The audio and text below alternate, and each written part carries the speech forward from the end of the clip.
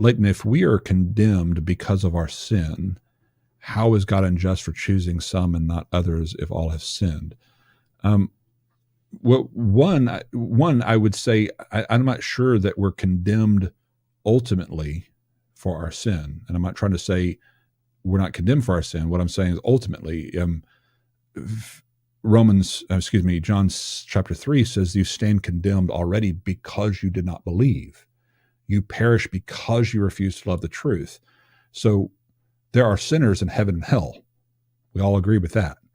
Matter of fact, if you were comparing the morality, the numbers of sin of those in heaven and hell, you would find, I'm sure, many people in heaven like David who did some much worse sins on the scale of sinfulness, adultery, murder, these kinds of things, of people in heaven compared to this, sweet little old lady who never murdered anybody or committed adultery with anybody. And only sins that she committed were these little white, lies and these little bitty sins over here compared to those really bad sins of David, for example. And so if you're getting into a comparison game, ultimately you don't go to hell because of sin, because there are people, like I said, in heaven and hell that have sin. Sin is not the common denominator. Okay. I mean, sin is the common denominator of those in heaven and hell. So therefore it is not the ultimate reason one's condemned. What's the ultimate reason? Unbelief. It is the unwillingness to believe and trust in God that will ultimately condemn you. And so that's the first point I would point out, is that your ultimate reason for you being condemned for your sin is because of unbelief, not because of the sins or the number of sins or Adam's sin or anything like that. So your condemnation is ultimately for unbelief. And then you could say, how is God unjust for choosing some and not others? Well, the other thing I would say is that God does choose some and not others. Some people try to think that that's not Calvinism or that's uniquely Calvinistic. No, we believe God chooses some people and not others. Unless you're a universalist, you have to believe that God chooses to save some people and others. We just believe we know who he chooses and why, because the Bible tells us he chooses those who humble themselves and trust in him. He chooses believers.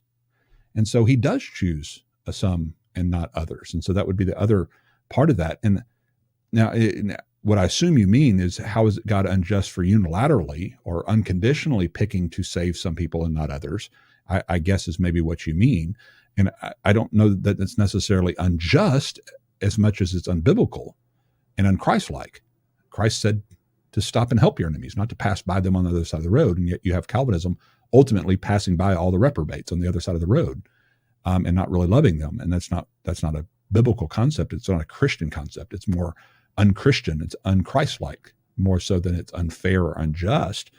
But not only that, the reason that there's the call of injustice with regard to the arbitrariness of God on Calvinism is because of the fact that the reason people sin and the reason people reject the gospel on Calvinism is because God decreed them to do so on Calvinism.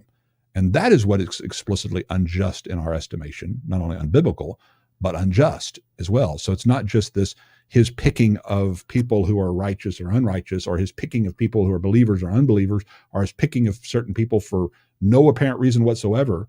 It's the fact that Calvinism maintains that God is ultimately the decreer of people's rebellion and their unbelief, and yet also judging them for their rebellion and their unbelief. And that is intuitively unjust. Not only intuitively unjust, I think there's biblical examples of how God would call that unjust for people to do such things. And therefore we would have to have a really good didactic text teaching us that God somehow supersedes the very laws and explanations of what he expects people to be and to do with regard to what's fair and just.